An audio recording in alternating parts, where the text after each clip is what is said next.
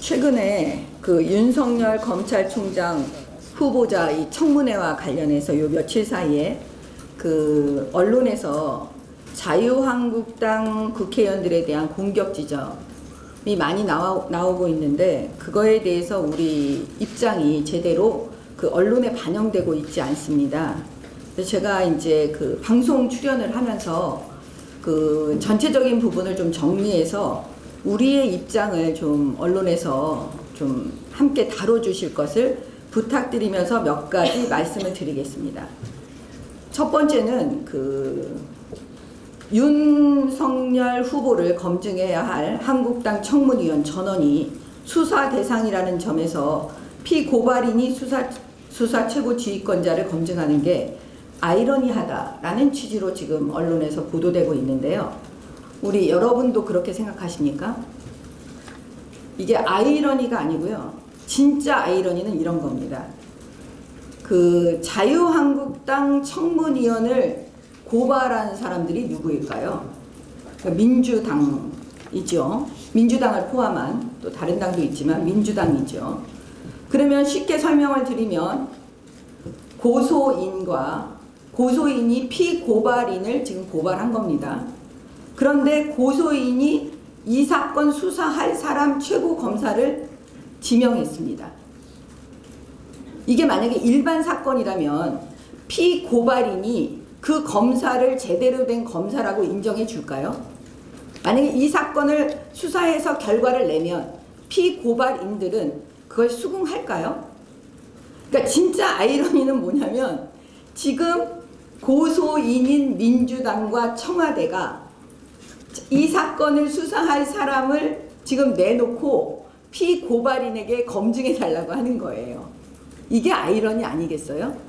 진짜 자유한국당이 국민들을 생각하지 않는다면, 정말 사건만 생각한다면 윤석열 이 청문회 자체가 안 되는 거예요. 그냥 이건 없어야 되는 거예요. 다른 사람, 우리가 수긍할 수 있는 사람으로 지명해라, 이렇게 말해야 되지 않겠습니까? 아니면 민주당과 자유한국당이 협의해서 수사할 사람, 최고 검사를 지명해야 되지 않겠습니까?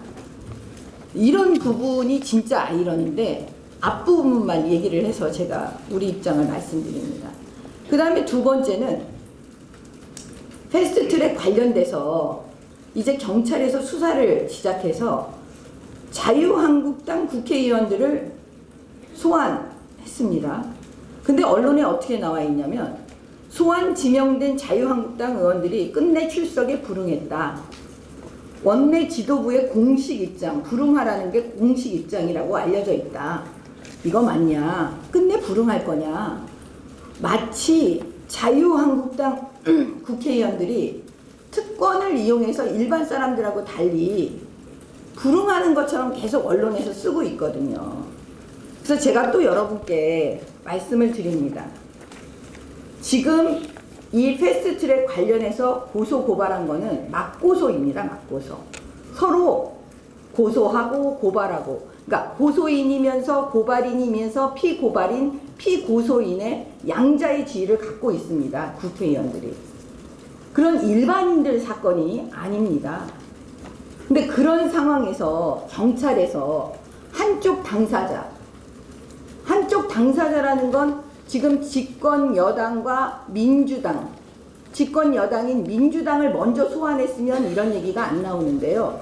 왜 자유한국당을 먼저 소환합니까? 그것도 이상하지 않습니까? 경찰이 공평하다고 볼 수 있겠습니까? 그 다음에 지금 경찰은 청와대와 민주당의 하수인 역할을 하는 것이 아니냐, 고소 대변인 역할을 하는 것이 아니냐, 이런 원성을 듣지 않겠습니까? 누가 봐도 공평하지 않잖아요. 그러면 만약에 진짜 경찰이 국민의 눈치를 봤다면, 자유한국당 국회의원들의 눈치를 조금이라도 봤다면 이렇게 하겠습니까? 한날 한시에 고소 고발인 전체를 다 불러야 되는 거죠. 한 장소에. 국회의원들 전원을 다 부르셔야 돼요. 정의당, 민주당, 자유한국당 포함해갖고 전부 다요. 그렇지 않고 일방적으로 자유한국당 국회의원들을 부른다면 자유한국당 국회의원들이 수긍할 수 있겠습니까? 이런 부분을 좀 고려해서 좀 그건 써주실 것을 부탁드립니다. 그 다음에 윤석열 후보자에 대해서는 제가 한 가지만 말씀을 드리려고 해요. 제가 지난번에도 말씀을 드렸지만 소윤, 대윤에 대해서 다 알고 계시죠. 윤대진, 소윤, 대윤, 윤석열 두 사람 굉장히 친한 사이입니다. 이 사람들이 당시에 중앙지검 특수 1부장, 대검 과장 아주 잘 나가던 그 시절에 소윤인 윤대진의 형인 윤우진은 세무서장이었답니다. 근데 그 세무서장이 수사를 받게 됐어요. 수사 내용은 뻔한 거예요. 업체로부터 뭐 현금 2천만 원, 갈비 세트 100개, 4천만 원 상당의 골프 접대 뭐 이런 거예요. 내용이.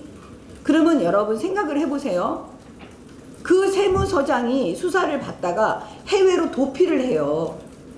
좀 이해가 안 되시죠? 왜 도피했을까요? 현직 세무서장인데? 도피했다가 어떻게 잡혀오는지 아십니까? 인터폴로 잡혀오는 걸로 알고 있어요. 그 잡혀와요. 근데 더 황당한 건 뭐냐면 검찰이 처음에는 영장을 청구해요.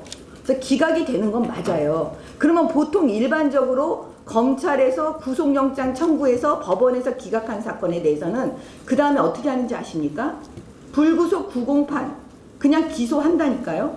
구속되지 않은 상태에서 기소를 해요. 근데 이 사건은 어떻게 했냐면 무혐의 처분을 내요. 정말 이상하죠. 그래서 문제는 더 소문에 의하면 그 당시 윤석열 뒤에 윤대진, 대윤, 소윤이 있어서 봐준 게 아니냐 이런 얘기 안 나오겠어요? 그리고 그 당시 이 세무서장, 소윤의 형님 이 분의 변호사를 누가 소개해줬냐면 윤석열 후보자가 소개해줬다라고 소문이 나 있었던 거예요. 그리고 골프를 같이 쳤다는 그 골프장에 대해서 경찰에서 압수수색 영장을 신청했는데 그걸 기각했다는 거예요. 검찰이 수차례. 다 이상하죠. 그럼 이런 부분에 대해서 당연히 이번 청문회에서 자유한국당 야당 국회의원들은 어떻게 해야 되죠? 그 옛날 사건 해야 되잖아요. 이 세무서장 했던 이 형님 불러야 되는 거 아니겠어요? 당연히 증인으로 부르려고 하는데 무슨 일이 벌어졌냐? 해외로 도피했다는 거예요. 그러면 언제 도피했냐? 이런 거 물어볼 수 있는 거잖아요. 근데 그거를 갖다 법무부에서 뭐라 그러냐면 주민번호를 대라고 그런대요. 세상에 이런 코미디가 어디 있습니까? 지금 현재 이게 대한민국 실정이에요. 실정. 그래서 제가 결론을 내면 주광덕 자유한국당 주광덕 의원이 이 도망간 사람이 형님이요. 이 사람을 고발했어요. 뇌물로. 그래서 제가 볼 때는 언론에서 이 자료 제출 안 하고 자료 안 주고 증인 해외 도피시킨 것도 이 부분에 대해서도 언론에서 좀 주목해 주셨으면 합니다. 이상입니다.